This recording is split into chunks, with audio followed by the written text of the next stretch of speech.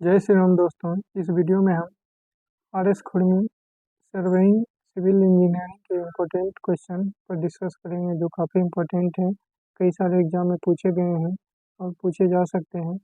First question है, the latitude and departure of a traverse line are both positive when the whole circle bearing of a line lies.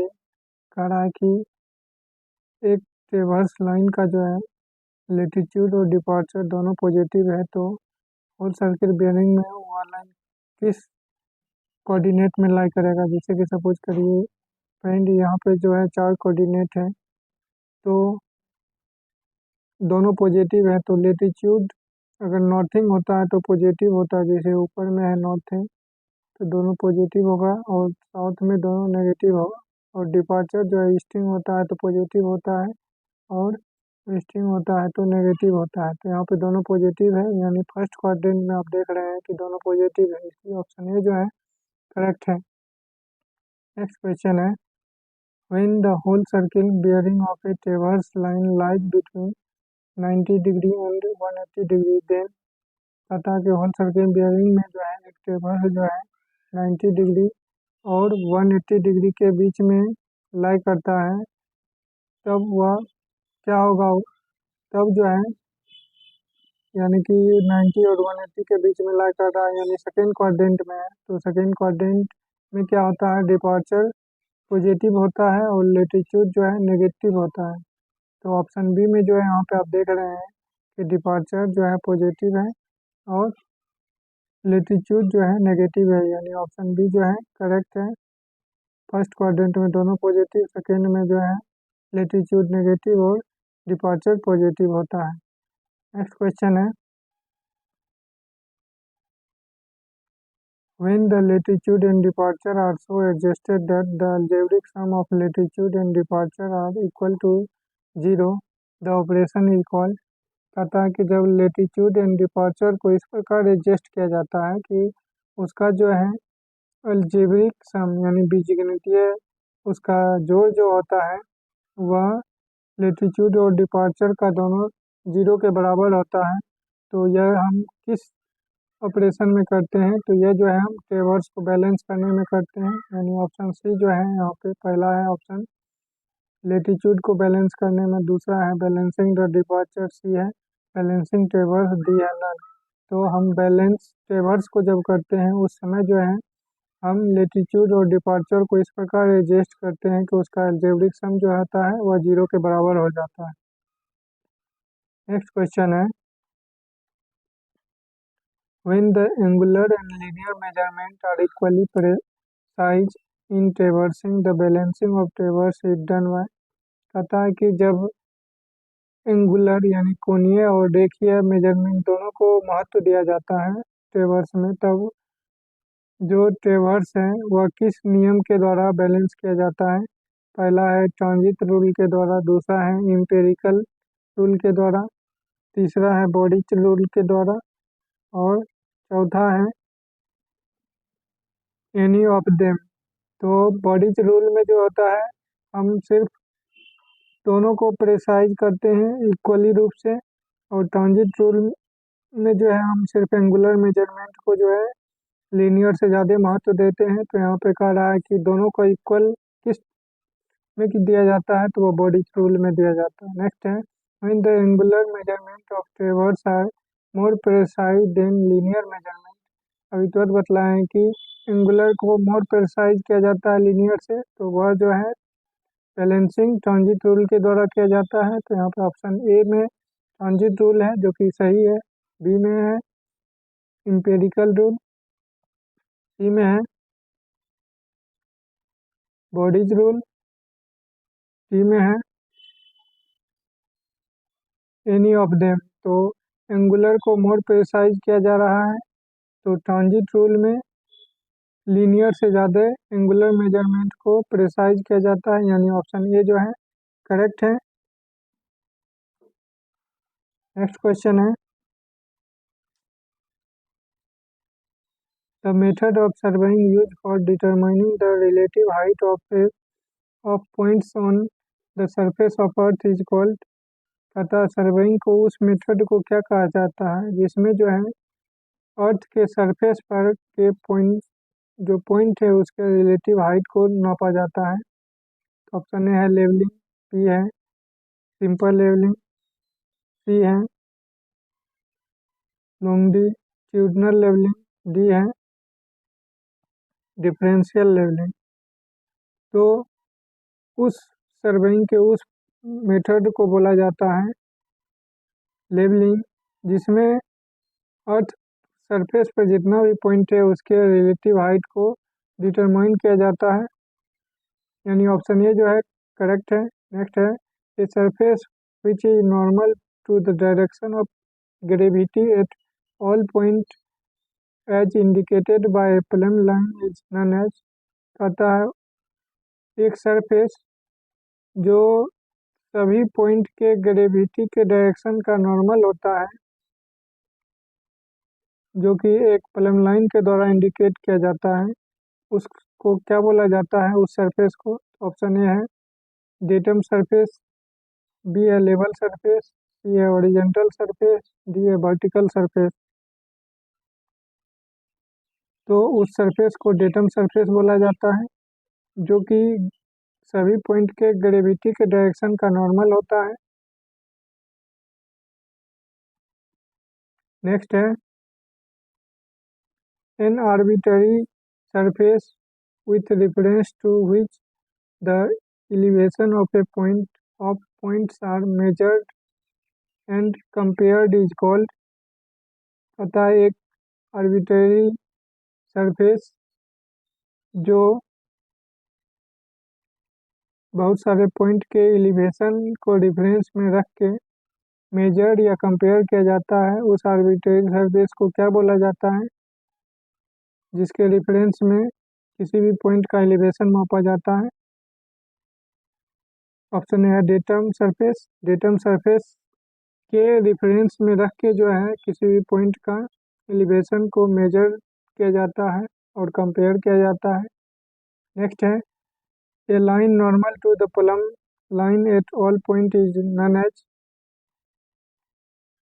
वह line जो कि plum line के जो है normal होता है उसको क्या बोला जाता है।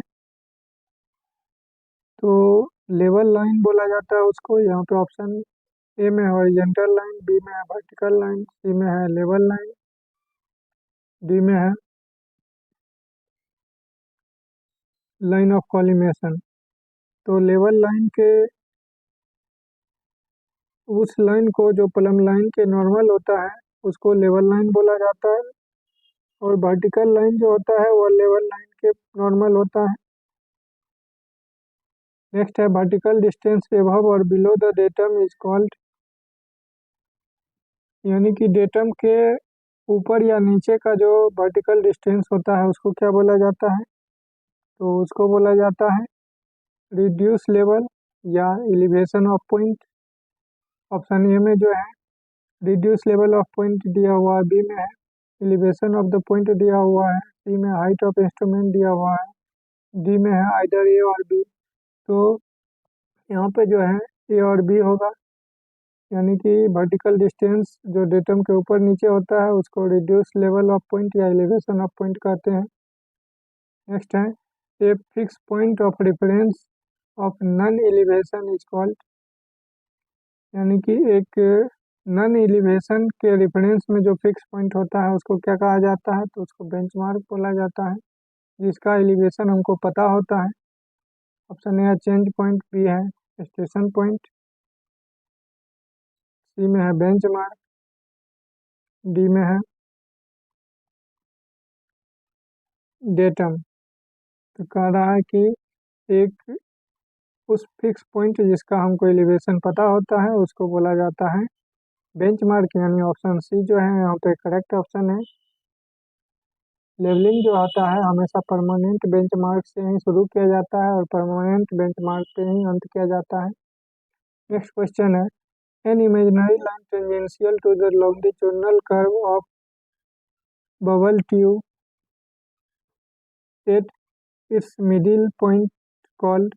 कहता है कि एक इमेजिनरी लाइन जैसे कि सपोज करिए ये लेवल ट्यूब है तो इसके जो ये लॉन्गिट्यूडनल कर्व है, इसके जो बबल ट्यूब का जो लॉन्गिट्यूडनल कर्व, यहाँ पे जो टेंडेंशियल इमेजिनरी लाइन ये जो खींचा गया है, इसको क्या बोला जाता है? तो ये जो है एक्सिस ऑफ लेवल ट्यूब है तथा imaginary line tangential to the longitudinal curve of bubble tube at its middle point is called axis of level tube, यानी ऑप्शन बी जो है करेक्ट है यहाँ पे। नेक्स्ट क्वेश्चन है, a staff reading taken on a bench mark or a point of known elevation is called.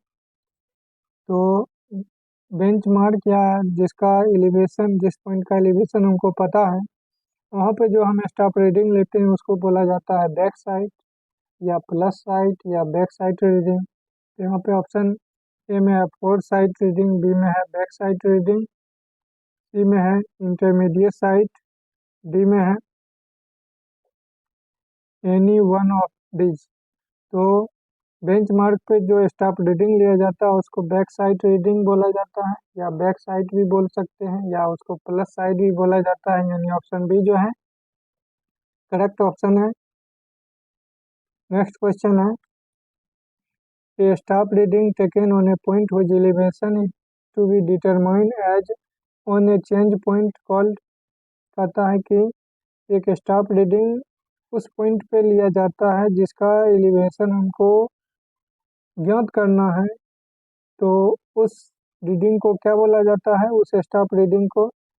तो उस staff reading को जो है ऑप्शन ए में है फोर साइड रीडिंग, बी में है बैक साइड रीडिंग, सी में है इंटरमीडिएट साइड, डी में है नन ऑफ दिस। तो अगर हम जो है चेंज पॉइंट पर जो है स्टाफ रीडिंग जो लेते हैं उसको फोर साइड बोलते हैं, यानी ऑप्शन ए जो है करेक्ट है।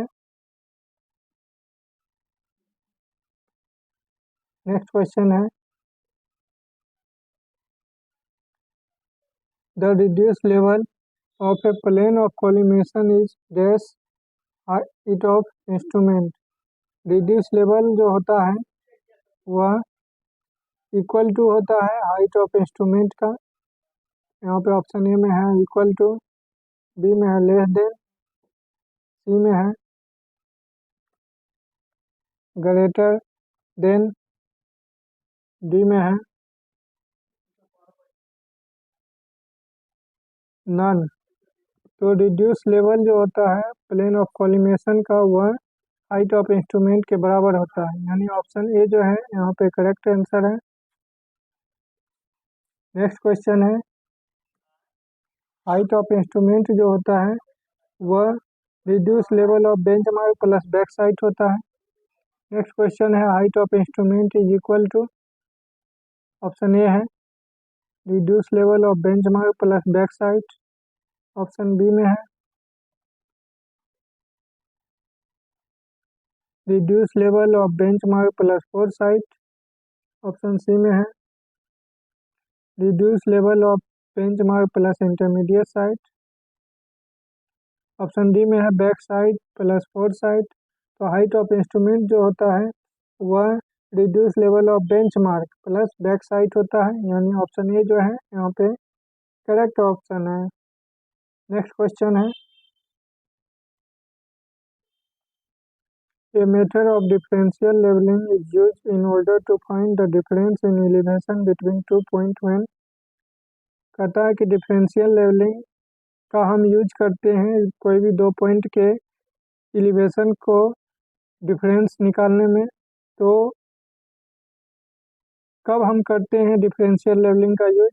ऑप्शन ए है दे आर टू फार, जब वे दोनों बहुत दूर पे होते हैं, ये तो बात सही है, जब बहुत दूर पे होगा तब डिफरेंशियल लेवलिंग कहेंगे। कहता है they are obstacle between them, अगर उनके बीच में ऑब्स्टकल है तब भी कर सकते हैं। सी में difference in elevation between them is too great, ये भी बात सही है कि जब उनके बीच के डिफरेंस बहुत ज़्यादा है तब भी हम डिफरेंशियल लेवलिंग का यूज करते हैं, यानी ऑप्शन डी जो है यहाँ पे करेक्ट है, क्योंकि सारे कंडीशन में जो है हम डिफरेंशियल लेवलिंग का यूज करते हैं। सिंपल लेवलिंग का तब करते हैं जब दोनों पॉइंट जो हमको विजुअल होता है। नेक्स्ट है the collimation method for obtaining the reduced level of point does not provide a check on collimation method, जिसको हाइट ऑफ इंस्ट्रूमेंट मेथड भी कहते हैं, यह जो है हमको किस पॉइंट पे जो है चेक प्रोवाइड नहीं करता है। तो ऑप्शन ए है फोर साइट, ऑप्शन बी है बैक साइट, ऑप्शन सी है चेंज पॉइंट, ऑप्शन डी है इंटरमीडिएट साइट। तो हाइट ऑफ इंस्ट्रूमेंट या कॉलिमेशन मेथड जो होता है उसमें हम इंटरमीडिएट साइट पे जो है चेक नहीं कर पाते हैं, यानी ऑप्शन डी जो है यहाँ पे करेक्ट है। हाइट ऑफ इंस्ट्रूमेंट या कॉलिमेशन मेथड में क्या होता है, सम ऑफ बैक साइट बराबर सम ऑफ फोर साइट होता है, या first RL minus last RL जो होता है। नेक्स्ट है rise and fall method for obtaining the reduce level of point provide a check on. Rise and fall method जो कि हम किसी भी पॉइंट के RL निकालने में करते हैं, उसमें हम किस पॉइंट पर चेक कर सकते हैं। तो हम जो है उसमें सभी पॉइंट पे कर सकते हैं, फोर साइड पे भी कर सकते हैं, बैक साइड पर भी कर सकते हैं, इंटरमीडिएट साइड पर भी कर सकते हैं। तो यहाँ पे ऑप्शन ए में था फोर साइड, बी में था बैक साइड, सी में है इंटरमीडिएट साइड, डी में है ऑल। तो राइज एंड फॉल मेथड में जो है हम सारा साइड पे चेक कर सकते हैं, यानी ऑप्शन डी जो है यहाँ पे करेक्ट आंसर है। राइज एंड फॉल मेथड का यूज जो है डिफरेंशियल लेवलिंग में किया जाता है। नेक्स्ट है collimation method is used in. Collimation method या हाइट ऑफ इंस्ट्रूमेंट मेथड का यूज हम कहाँ पे करते हैं, तो प्रोफाइल लेवलिंग में करते हैं या कंस्ट्रक्शन वर्क में करते हैं। ऑप्शन ए में है प्रोफाइल लेवलिंग, बी में है डिफरेंशियल लेवलिंग, सी में है चेक लेवलिंग, डी में है